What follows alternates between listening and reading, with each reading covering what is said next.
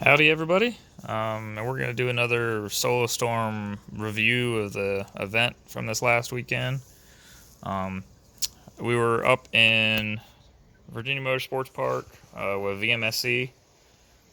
So, typical local autocross site for us. I was up there doing the course design and helping OD for the event.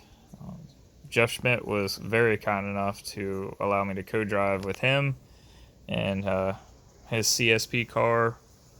Uh, he's the reigning national champion, so that was super nice to be able to co-drive with him in that car and get my grips on the Hoosier prepared lifestyle for what's coming up later through this year. I've never been on Hoosiers except for like a random test and tune with a CSP Miata many years ago. So definitely didn't really remember what they were like, and I'm used to driving mostly street cars and, well, especially heavy street cars and with street tires. So it was a different pace for me. The car is super prepared and for the class. It's awesome. It's a lot of fun. Turns when you want it, goes where you want it. Um, the rear end's a little lively on it, but I like a car that'll rotate real good, and you can kind of play with the throttle to get to turn around on you. And I was just blown away at just the grip level of Hoosiers, and then how light the car is and rigid. I mean, you don't have to wait on any transfers. It just goes when you want it to go. And I can't wait for building up my car coming up soon, and hopefully I can get it to handle the same way. So I'll let this play through twice so you guys can kind of see the difference between our twos, and I'm just gonna go hit a couple key points here of things that I really noticed that were different. So off the line, I got just a hair of a better launch, I guess, because I was up by a couple tenths through this first little S up to the top of the hill with this turnaround. Right here would be kind of a major point here where kind of proves my opposite of usually I'm set up for corner exit and cut as much distance as you can.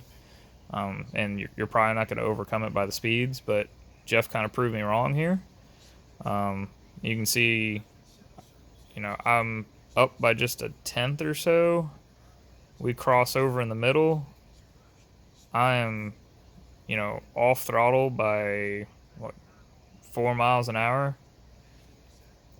He keeps the speed up, but I'm cutting the distance.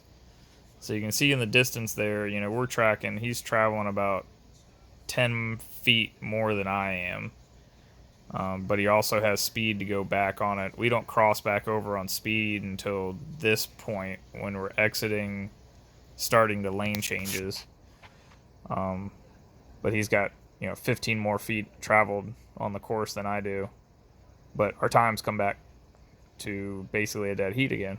So I guess in that point, in this certain scenario with this car, you could drive it two different ways and get the same results. Whether you cut the distance and you keep the speed down, or you go wide and keep the speed up, and we come out at the same point. So that was super interesting for me to see from the data, because usually I'm always instructing as just cut the distance. It's going to be a little slower as far as your mile per hour speed, but it'll be faster on the time clock.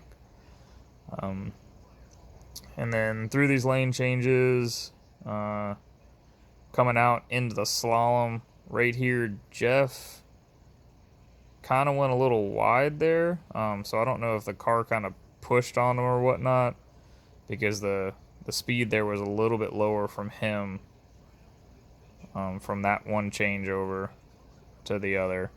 So I'm gonna chalk it up. Probably the car kind of stepped on him a little bit in that run.